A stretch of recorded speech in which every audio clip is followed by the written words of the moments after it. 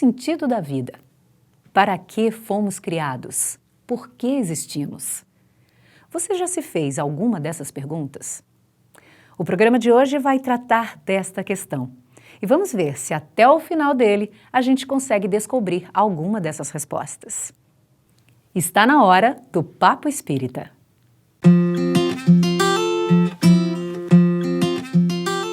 Partindo da premissa que Deus é o Criador do universo, nós somos criaturas de Deus, somos partícipes desse contexto. E se tratando de Deus ser perfeito, não poderia criar algo que não fosse talhado para a perfeição, senão não seria Deus. E em se tratando da sua perfeição, jamais iremos nos tornar perfeitos sem um tempo e uma orientação. Então nós fomos criados simples e ignorantes a partir de um átomo com destino à angelitude, estarmos com Deus. Logicamente que essa trajetória ela é feita em estágios. Saímos do mineral, fomos para o vegetal, fizemos um estágio no animal, hoje estamos como seres humanos e um dia seremos seres angélicos. Agora, como é que se pode admitir uma evolução atingindo a perfeição sem passar por esse périplo, por essa caminhada? É impossível. E nós temos que dinamizar nosso progresso com educativo através do intelecto e do sentimento. Essas são as duas asas que vão nos colocar em contato direto com Deus. Quando o Kardec perguntou aos benfeitores amigos se nós iríamos estar com Deus, sim, quando nós nos desvestirmos das nossas imperfeições, nós estaremos com Deus, conhecendo particularidade dos seus mistérios, da sua intimidade.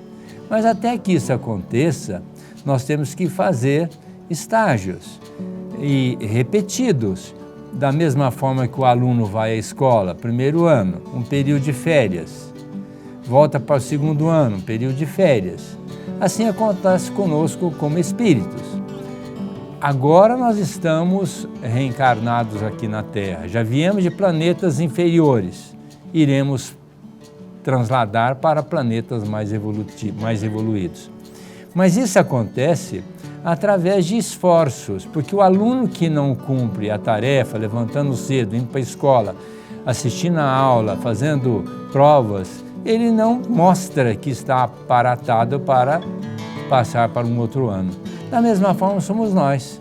Nós temos que chegar ao mundo espiritual com uma tarefa cumprida.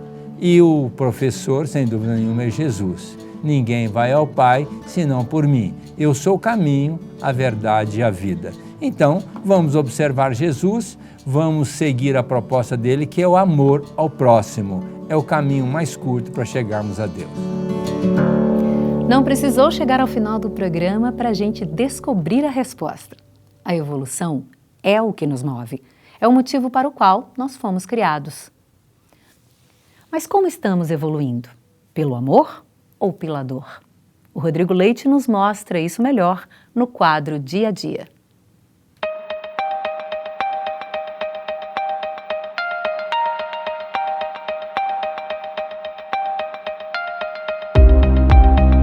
Embora pareça que o mundo só está piorando, na verdade, na natureza nada regride.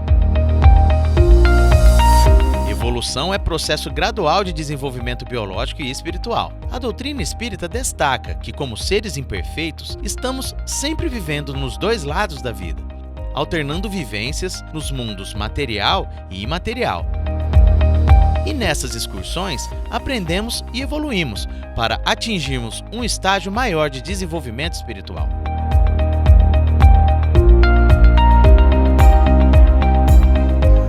Quando falamos de crescimento, de transformação do ser, temos que ter em mente que estamos nos referindo a um processo complexo. É certo que estamos nessa existência com este objetivo, Mas, como iremos nos desenvolver no caminho da evolução, é uma escolha nossa pelo livre-arbítrio. Escutamos muito que ou se cresce pelo amor ou pela dor. A verdade é que estes caminhos estão abertos. E, racionalmente, deveríamos optar por evoluir por amor. Mas não é sempre que isto acontece, não é mesmo? A dor é um mecanismo que serve para orientar, como uma bússola. Sempre que houver um desvio de rota, a dor alerta. Você até pode ignorar por um bom tempo, e quanto mais você a ignora, mais forte ela fica, mais potencial de ensinamento ela adquire. Não dá para negar a capacidade que a dor tem de nos ensinar. A dor pega você de jeito, como quem não quer nada com nada. E quando você vê, aí sim, está pronto para refletir. De uma forma geral, o amor é sentimento que nos conecta, que nos aproxima, que nos faz querer bem. E confere valor afetivo e significado especial às nossas experiências. A dor fere nossos sentidos, é algo que nos desagrada e da qual, em estado normal, queremos nos libertar. Muitas vezes é utilizada como sinônimo de sofrimento. Uma questão importante é, o que fazemos quando estamos sentindo dor? E como nos comportamos quando estamos vivenciando o amor? E se as vivências nessas duas expressões transformam para melhor as nossas atitudes, com certeza elas estão a serviço da evolução do ser. Se o que chamamos de amor, ou seja, o amor mal compreendido, que nos leva a atitudes equivocadas, a desrespeitar o próximo ou a nós mesmos, e se a dor nos torna apenas mais queixosos, fazendo com que projetemos nos outros a nossa própria sombra, então não estaremos aproveitando dessas experiências para o nosso crescimento. Não é o que vivemos que nos traz crescimento, mas o que estamos fazendo com aquilo que estamos vivendo que irá demonstrar se estamos crescendo ou não. Tudo depende da atitude do ego para que se promova efetivamente sua finalidade sublime. É claro que um dia aprenderemos mais com o amor, de forma mais fácil, mais dócil. Mas em nosso estágio evolutivo, a dor ainda é de extrema utilidade. Sem ela, levaríamos muito mais tempo para aprender qualquer coisa. Não sentiríamos necessidade alguma de refletir. Seja pelo amor, pela dor, por curiosidade, por necessidade ou por tudo isso misturado. É importante que a gente aproveite essas experiências para nos transformar. Se Deus é amor no sentido mais sublime, Ele não nos pune. E até a dor deve ser vivenciada com consciência. A evolução é a transição do ser da condição de escravo à condição de senhor do próprio destino. Muita paz.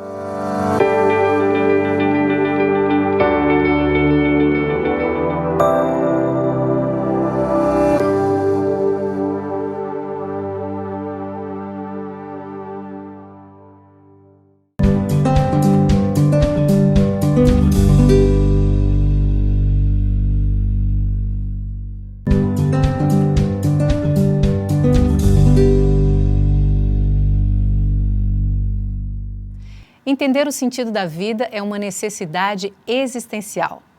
É fundamental para que o ser humano saiba como ele vai seguir o seu caminho. Para essa conversa de hoje, nós convidamos o psicólogo junguiano Marlon Requendal. Marlon, super obrigado pela sua participação. Ele é criador da série Vai Pra Dentro, que está diretamente ligada a isso, ao autoconhecimento, à nossa reforma íntima.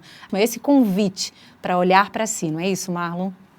É, exato. Eu comecei esse programa, na verdade, quando surgiu a pandemia e as pessoas nessa questão de ficar em casa, eu digo que assim, começaram a aparecer os problemas que antes não apareciam por conta das nossas distrações, né? Então, o nosso sentido de vida, ele ficou, a falta, né, não o nosso sentido, mas a falta deste sentido ficou mais evidente na hora que a gente não pôde mais ir para os restaurantes, na hora que as nossas viagens foram desmarcadas, na hora que os encontros com os amigos foram cancelados.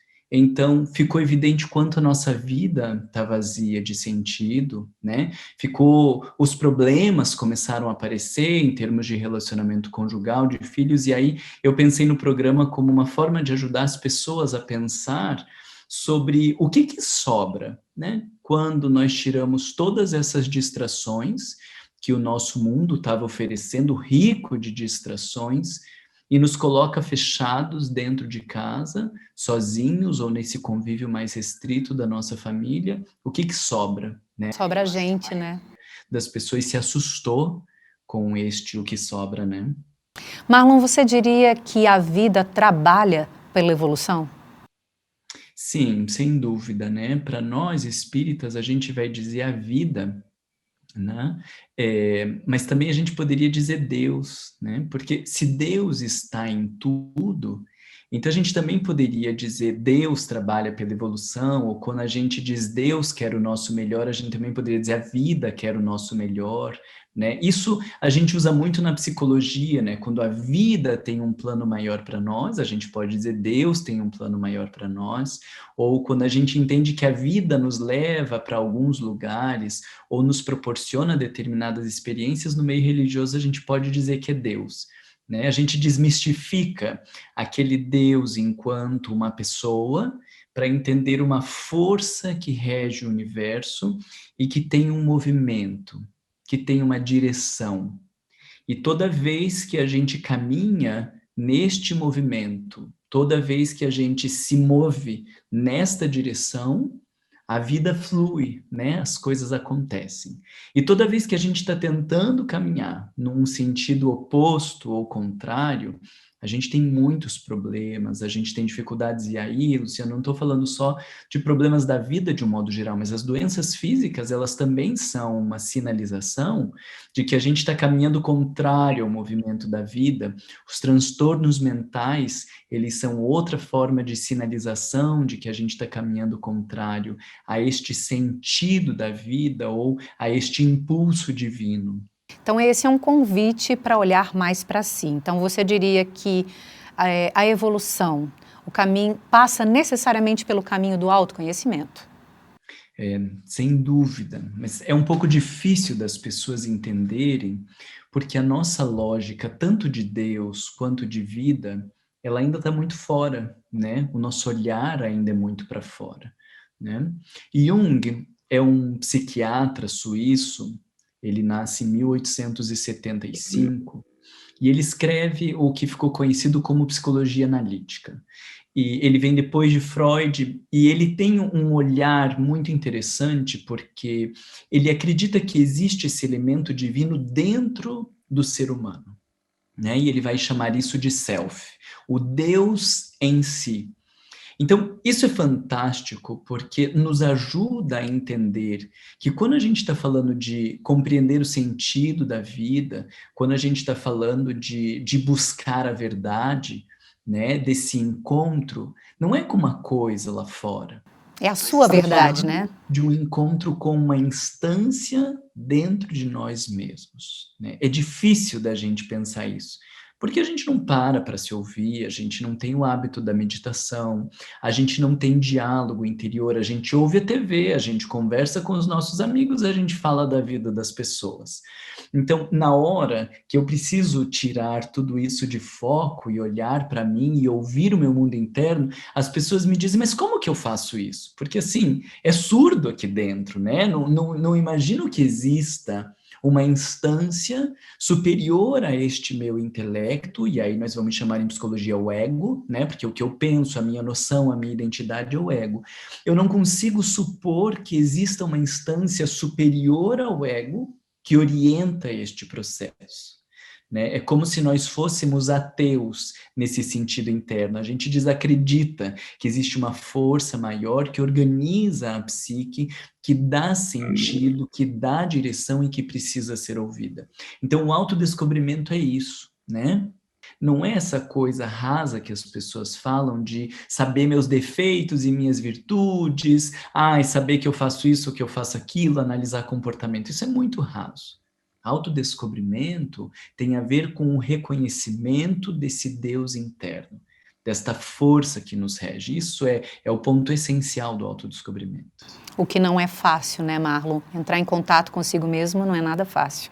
Com as suas dores, com os seus medos, com os seus defeitos, com os seus monstros. Não é nada fácil, né? Porque desbanca o ego, né? A gente que ainda é tão egocêntrico, né? A gente que ainda acha que a gente é melhor, que a gente é mais, que a gente é acima, né? Aí quando você começa a mexer, você fala, meu Deus do céu... Quanta bagunça, né? São piores do que eu estava imaginando. Eu vou contar de uma discussão que eu tive com meu marido, com a minha esposa, e eu vou contar sempre a minha versão. Aí quando eu começo a me conhecer e percebo quão intolerante eu sou, ou quão impositivo eu sou, agora eu vou ter que olhar para aqueles mesmos problemas e dizer, gente, pode ser que eu tenha favorecido aqueles problemas, eu tenho parte naquele conflito, naquela relação, isso é muito doloroso. Mas é doloroso por quê? Porque o ego que estava num pedestal, ele agora tem que descer e descobrir que não, ele não está acima da média, ele não é mais que ninguém, e aí isso dói, né? Descer desse pedestal que a gente se colocou dói demais. E nesse processo todo, como que você diria que o Espiritismo pode nos ajudar? Eu vejo, Luciana, que o Espiritismo, ele, quando bem conduzido, ele pode nos ajudar mais do que qualquer abordagem psicológica. Né? Eu sou psicólogo, eu sou clínico, eu vivo disso, eu tenho os pacientes, eu trabalho com isso, eu não desacredito da psicologia e não estou desmerecendo a psicologia. Mas quando a gente olha para o Espiritismo, a gente entende ali uma psicologia, uma filosofia, uma medicina com base no espírito imortal. Então, mesmo as teorias que Jung traz sobre complexos, sobre arquétipos, sobre inconsciente pessoal e coletivo, elas são mais fáceis de serem entendidas quando a gente estuda a reencarnação do que serem entendidas pela via da psicologia analítica. Então, o espiritismo, ele tem um referencial psicológico muito forte. Quando no Livro dos Espíritos, Allan Kardec pergunta para os espíritos qual o meio prático mais eficaz que tem o homem de se transformar moralmente, não ser arrastado pelo mal, a resposta é psicológica, é o autodescobrimento. Mas as pessoas não entendem ainda a complexidade dessa resposta porque elas não têm uma leitura psicológica. Então elas vão dizer, é verdade, a gente tem que se conhecer, porque quando a gente se conhece, a gente consegue se esforçar para mudar. Não, não foi isso que os espíritos falaram. Eles não falaram que tem que se esforçar para mudar. O que eles falaram é que quando você se conhece, você muda. Você não faz esforço para ficar mudando o comportamento. O autodescobrimento é o meio mais eficaz de se transformar moralmente. Então, o que eu digo? Isso foi uma resposta dada em 1857. E hoje, quando eu estou explanando sobre essa resposta, nos vídeos no YouTube ou nas palestras, quando a gente tinha as palestras, né? As pessoas falavam, meu Deus do céu, eu nunca tinha entendido isso. Então, você veja uma resposta que eles deram lá em 1857, a gente ainda não conseguiu compreender. Outra questão que é extremamente profunda é sobre a nascente de todos os males, né? A questão 913. E os espíritos dizem o egoísmo é a nascente de todos os males. A resposta é linda, ele diz, inutilmente o combatereis aos demais vícios, se não tiverdes atacado o mal em sua raiz. Então, dizendo, olha, não gasta tempo querendo lidar com vaidade, querendo lidar com orgulho, querendo lidar com inveja, porque todos estes são consequências do egoísmo. A gente ainda não entende o que é egoísmo. A gente acha que egoísmo é não dar dinheiro. A gente acha que egoísmo é não compartilhar as roupas que a gente tem com o irmão, com a irmã. Pelo amor de Deus. Egoísmo, quando você estuda pelo viés psicológico, você vai entender que é uma postura de se colocar como referência a tudo, uma dificuldade de enxergar o outro, e aí está todo o nosso problema. Então, o que eu queria dizer é que eu acredito que o que nós temos na doutrina espírita é muito mais profundo do que o que nós temos já construído enquanto ciência na psicologia, na sociologia, na filosofia, mas como a gente não tem essa capacidade de leitura destas teorias, a gente vai para Kardec e não enxerga estas coisas e faz uma leitura muito rasa. Também eu diria que poderia ser porque exige de nós uma predisposição imensa, uma disponibilidade de olhar para dentro, né, Marlon? Sim, mas eu coloco ainda, Luciana, dentro disso uma questão cultural, sabe? É muito triste a gente falar isso, né? Eu vivo aqui em Londres e posso afirmar isso, né? A educação que nós tivemos no Brasil, que nós temos, ela é muito diferente da educação de um europeu. Né? Eu converso com filhos de amigos. Hoje a gente ainda tem algumas discussões agora na escola, mas assim, os métodos educacionais, o nível de autonomia, as coisas que são exigidas, a capacidade de reflexão, ela é muito diferente do que eu vejo nos meus filhos no Brasil. Né? A forma de fazer faculdade, por exemplo, aqui a gente vai para a faculdade 2 vezes por semana, às vezes 3 vezes por semana, durante 2 horas. Os meus filhos vão 5 horas por dia, todos os dias, para a faculdade. Então, eles estão o tempo inteiro com alguém dando aula e dizendo como eles têm que pensar. Aqui você tem que estudar sozinho. Você tem que se virar. E você tem momentos de trocas, de diálogos, de seminários. Então, a nossa própria cultura brasileira, ela não é uma cultura de autonomia. Então você pega um Allan Kardec, que era mais do que hoje a atualidade, que transitava por todas essas ciências, que tinha domínio da complexidade da filosofia, do pensamento crítico, tudo isso. Esse homem, que era um gênio, consultando espíritos que estão muito acima dele, escreve as obras básicas. Aí pega a gente que não tem conhecimento de filosofia, que não estuda sociologia, né, que não tem uma formação política, reflexiva, crítica, e vai ler o Evangelho. A gente não consegue. Mais do que isso ainda, né, Marlon? Vai educar um novo ser humano que está aqui reencarnando para começar uma nova trajetória. Então a gente não ensina para esse espírito sobre os sentimentos, que tudo bem sentir, né? A gente não o ajuda a educar os sentimentos, né? Mas porque a gente também não consegue olhar para essas coisas dentro da gente, né? As nossas leituras ainda são muito rasas. Ó, para não dizer que eu estou falando mentira, eu estou aqui com o meu evangelho, relendo pela 10ª vez, e hoje está assim, tudo riscado, anotado. Eu digo, meu Deus do céu, que complexidade de pensamento que tem aqui. Eu já li alguns desses textos umas 10 vezes, e cada vez que eu leio de volta, eu digo, meu Deus do céu. Porque cada vez nós estamos diferentes, né? É isso, né? A doutrina espírita, ela é de uma complexidade imensa, que merece muito da nossa atenção, do nosso cuidado. Aí a gente vai ler outras coisas e volta. E cada vez que mais amadurecidos nós estamos, mais a gente reconhece a preciosidade que é a doutrina espírita. Mas se você não faz esse tipo de leitura, você vai ter essas posturas como você está falando, reducionista. Não pode ter cólera, não fica com raiva, não, você não pode estar triste. Mas o Evangelho, em momento algum, disse não pode ter raiva, né? Tem um texto maravilhoso do Evangelho que diz: a cólera, na maioria das vezes, é consequência do orgulho ferido. Olha que coisa linda. Aí no dia você está com raiva e você tem que parar e dizer, aonde está o meu orgulho ferido nesta raiva? É o que você diz sobre o cultivo da raiva. Exato, você tem que entender de uma maneira mais complexa, mas também você não pode pegar em todos os momentos de raiva e ver que sempre é orgulho ferido, porque ele diz, na maioria das vezes. Então olha que espírito inteligente para dizer, não é todas as vezes, porque tem vezes que você está com raiva, que você precisa tomar uma postura e dizer, chega, não cabe mais esse tipo de atitude. Então, depois que você estuda lá o cultivo das emoções, depois que você estuda Joana de Anjos, depois que você estuda André Luiz, você volta no mesmo texto e você fala, gente, eles já estavam falando de tudo isso lá e a gente só não via. Quanto é rico, né, a nossa doutrina espírita, o quanto ela pode nos ajudar e o quanto ela pode ser parceira nesse nosso processo evolutivo. Marlon, só gratidão pela sua disponibilidade, por estar aqui com a gente, dividindo, nos ajudando nesse entendimento de nós mesmos e na compreensão da doutrina espírita. Gratidão pela sua participação. Muito obrigada mesmo. Eu fico muito feliz, né, com essa ideia de vamos falar da doutrina espírita, né, por um ângulo mais amplo, vamos estudar mais essa doutrina e vamos entender o que de verdade é esse Consolador prometido, né?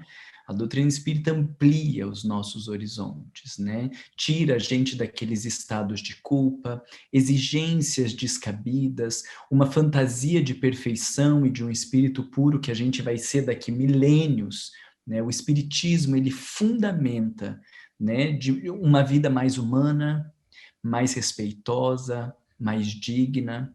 Então, esse fica o convite, né, para que as pessoas estudem de verdade a doutrina espírita, para que se estudem a partir da doutrina espírita, porque não adianta você estudar lá o egoísmo e não entender aonde está o teu egoísmo, ou estudar sobre o autodescobrimento e não conseguir olhar para si, né? Então, que a gente enxergue a doutrina espírita como o verdadeiro consolador prometido que pode transformar as nossas vidas. E como que ela realmente propõe para que a gente faça. Gratidão, Marlon. Muito obrigada mesmo pela sua participação, viu? Grande abraço. Luciana, abraço para todos que nos assistem. Até breve. Até. O programa Luz Espírita volta daqui a pouquinho. Não saia daí.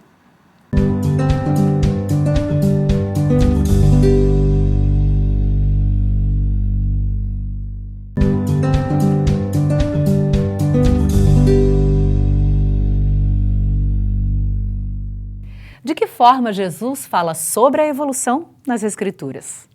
Qual será a parábola que o Fred e a Camila vão trazer para nós com esse tema? Tô curiosa. Vamos ver?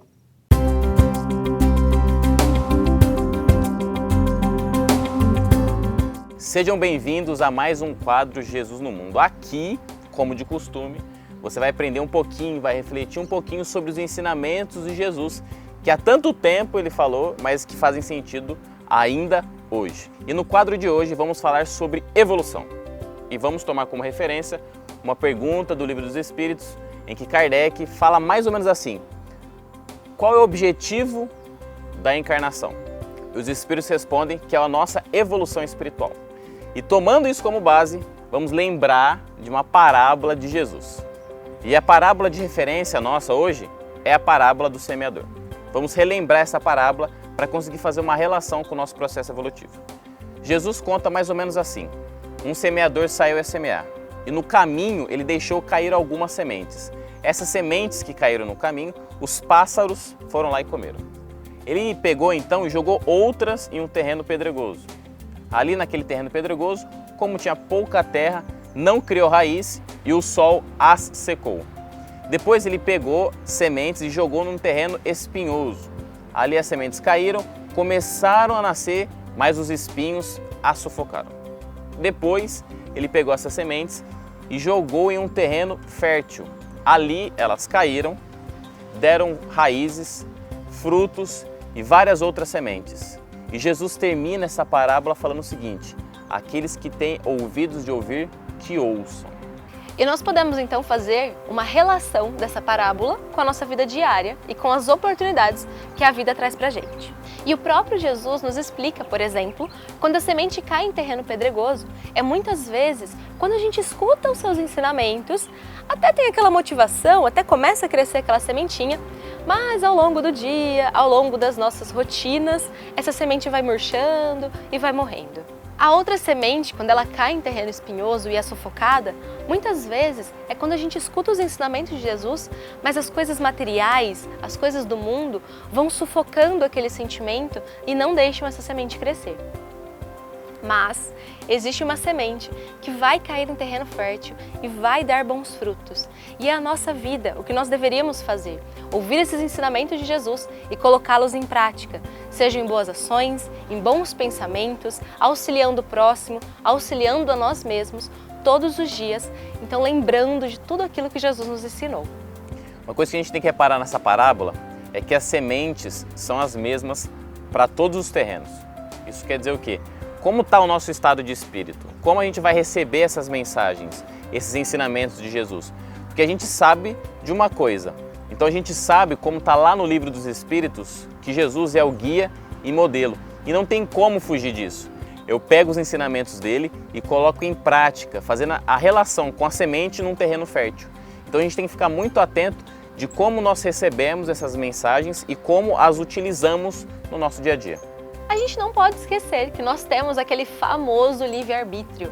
Então nós podemos escolher qual terreno nós somos, o pedregoso, o espinhoso ou o fértil. Mas não podemos nos esquecer que o nosso objetivo na encarnação é a evolução espiritual, é o nosso progresso.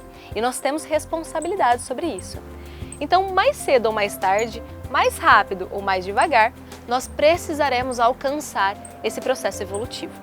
Então é isso, pessoal, que nós possamos então entender as nossas posturas, ouvir os ensinamentos de Jesus e colocá-los em prática no nosso dia a dia. Grande beijo e até a próxima. Tchau, pessoal, até o próximo programa. A outra semente, aquela semente que caiu em meio aos espinhos. Em espinhos? Todo mundo aqui já lembra, já lembrou, já leu, já falou e vou começar de novo. É o ritmo. Pá, pá, pá. Eu tô torto? Olha, não vou mais, entendeu? Não dá.